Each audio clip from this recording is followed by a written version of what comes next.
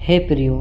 अब मैं तुम्हें यह दूसरी पत्री लिखता हूँ और दोनों में शुद्धि दिलाकर तुम्हारे शुद्ध मन को उभारता हूँ कि तुम उन बातों को जो पवित्र भविष्यद्वक्ताओं ने पहले से कही है और प्रभु और उद्धारकर्ता की उस आज्ञा को स्मरण करो जो तुम्हारे प्रेरितों के द्वारा दी गई थी। पहले यह जान लो कि अंतिम दिनों में हंसी ठट्ठा करने वाले आएंगे जो अपनी ही अभिलाषाओं के अनुसार चलेंगे और कहेंगे उसके आने की प्रतिज्ञा कहाँ गई, क्योंकि जब से बाप दादे सो गए हैं सब कुछ वैसा ही है जैसा सृष्टि के आरंभ से था। वे तो जानबूझकर यह भूल गए कि परमेश्वर के वचन के द्वारा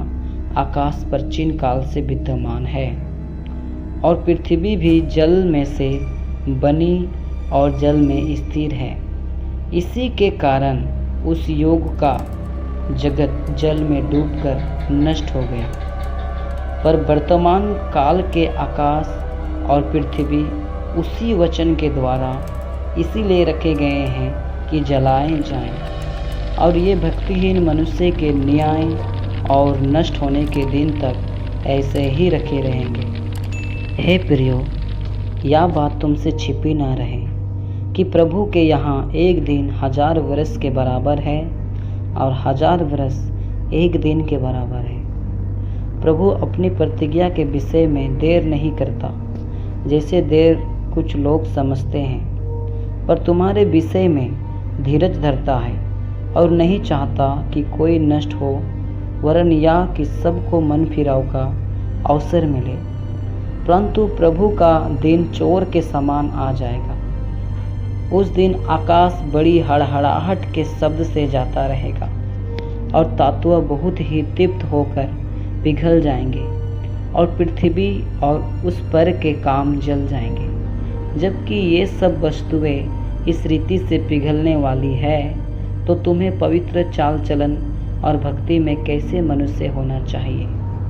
और परमेश्वर के उस दिन की बाट किस रीति से जोहना चाहिए और उसके जल्द आने के लिए कैसा यत्न करना चाहिए, जिसके कारण आकाश आग से पिघल जाएंगे और आकाश के गण बहुत ही तीव्र होकर गल जाएंगे। पर उसकी प्रतिज्ञा के अनुसार हम एक नए आकाश और नई पृथ्वी की आस देखते हैं जिनमें धार्मिकता वास करेगी। इसलिए हे प्रियो,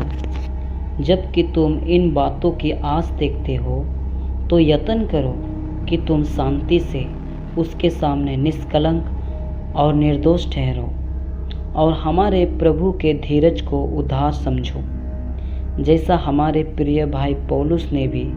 उस ज्ञान के अनुसार जो उसे मिला तुम्हें लिखा है। वैसे ही उसने अपनी सब पत्रियों में भी इन बातों की चर्चा की है, जिनमें कुछ बातें ऐसी हैं जिनका समझना कठिन है और अनपढ़ और चंचल लोग उनके अर्थों को भी पवित्र शास्त्र की अन्य बातों की तरह खींच तान कर अपने ही नाश का कारण बनाते हैं। इसलिए हे प्रियो, तुम लोग पहले ही से इन बातों को जानकर चौकस रहो, ताकि अधर्मियों के भ्रम में फंसकर अपने स्थिरता को कहीं हाथ से खो ना दो, पर हमारे प्रभु और उद्धारकर्ता यीशु मसीह के अनुग्रह और पहचान में बढ़ते जाओ। उसी की महिमा अब भी हो और युगानुयुग होती रहे। आमीन।